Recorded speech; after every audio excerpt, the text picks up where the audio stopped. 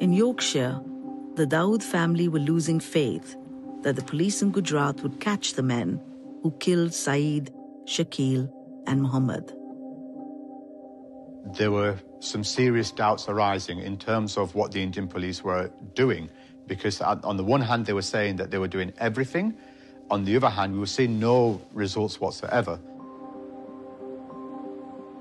In respect to the investigation, we had no confidence in the Indian police. It turned out that the police hadn't even, done basic investigations. They hadn't gone to the scene of the crime. Family members went to the crime scene themselves and made a terrible discovery. They found burnt remains, including bone fragments, bits of teeth. It seemed from what everybody was indicating that those remains were Said and Shakil's. The police seemed to be putting up a wall and were completely disinterested in helping us get to the truth. Then there was an unexpected development. The controversial Chief Minister of Gujarat, Narendra Modi, has arrived in London on a short visit. He presides over the state where as many as 2,000 people were killed in communal riots. I thought this was a great opportunity for the family and for the victims for him to be arrested here in the UK. The idea was that the family would go to court and seek to prosecute Narendra Modi. We had pages, hundreds of pages of reports. All of them were clear that this was a massacre. Most importantly, that there was state collusion. And so the chain of command went all the way to the Chief Minister. Although the offence took place in India, it could be prosecuted in this country. An Indian diplomat said when news of the plan leaked, there was panic.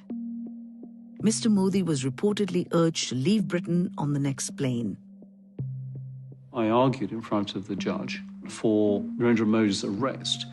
The judge said, I can see all the things that you put before me, Mr. Khan, but really what I need is witness statements. And the evidence that we would need to prosecute it would have been somebody somewhere along the chain of command saying, yes, there was an order not to take any action allowing this to happen. Mr. Khan says that the evidence that has emerged since then, even though it is fiercely contested, has made him more convinced of the merits of his case. Knowing what we now know and the information that we now have, if we had had that at that time, I'm pretty sure that a summons would have been issued for Modi's arrest.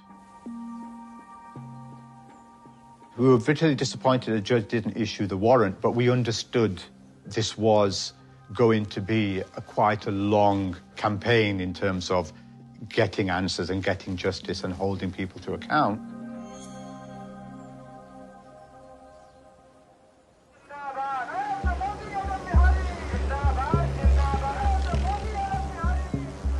Western governments began to take action against Narendra Modi over the Gujarat violence. The UK imposed a diplomatic boycott and de facto travel ban. There was essentially a travel ban imposed on Modi. I would like to have seen much stronger action, but I think we probably did end up doing as much as we could. In 2005, the US government formally revoked a visa for Mr. Modi under a law that targets government officials responsible for severe violations of religious freedom. The US is saying this is not acceptable. Mr. Modi, would you like to speak to the BBC, Mr. Modi? Barred from entering the United States, barred from entering the United Kingdom. On the international stage, it makes him somewhat of a pariah.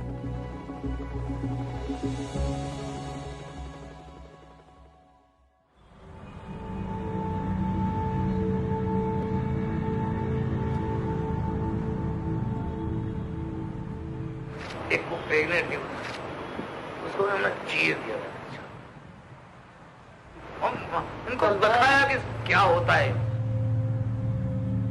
कि हम लोग को तुमने मारा तो हम तुमको क्या प्रतिक्रिया दे सकते हैं In 2007, a reporter went undercover in Gujarat to investigate what had happened during the violence. Posing as a Hindu extremist, he secretly filmed one of the killers boasting about the role he had played. Babu Bajrangi was accused of leading a mob that killed around 100 people. किसी को नहीं छोड़ा, पनपने नहीं चाहिए। मैं तो आज भी बोलता हूँ कि कुछ भी हो, लेडीज हो, बच्चे हो, कुछ भी हो, काटने से हो कुछ, मारो, काटो, जलाना, छोड़ो। कैसा लगता है जब मारते तो कैसा लगता है? मजा आता है सब। उसको मार के आके घर पे सो गए। Mr. Bajrangi made an extraordinary claim about Narendra Modi. He said that when he was arrested for murder, several months after the massacre, Mr. Modi helped him get bail by changing the judge. फिर नरेंद्र भी हमारे को संदेशा भेजा कि ठहर जाओ, मैं अभी सेटिंग करता हूँ, अभी टाइम निकल गया है। फिर उन्होंने जज को भेजा, जज ने फाइल नहीं दी, कुछ नहीं, बोले जाने granted. Mr. Bajrangi later claimed he was reading from a script given to him by the reporter, though a judge ruled the veracity of the sting was not in dispute. In 2012, Mr. Bajrangi was jailed for murder. And he wasn't the only one who made damaging claims about Mr. Modi. Haresh Bhatt, a local BJP politician, said he was at a political meeting addressed by Mr. Modi shortly after the train burning. जब जिस दिन गुजरा हो उस समय नरेंद्र भाई को क्या प्रतिक्रिया दें?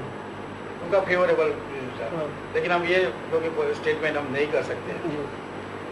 जो उन्होंने किया है ना, वो शायद किसी मुख्यमंत्री ने नहीं किया होगा। मैं कहीं इसको कोट नहीं करूंगा, मैं वैसे भी आपको कोट नहीं करूंगा कहीं भी किसी किताब में। तो उन्होंने जो 3 दिन का मोहलत दिया था, जो भी करना चाहो कर लो, 3 दिन के बाद में बंद कर दूंगा, ये उन्होंने खुलेआम कहा था। और 3 दिन के बाद बोला कि आप बंद कर दो, और सारा बंद हो गया।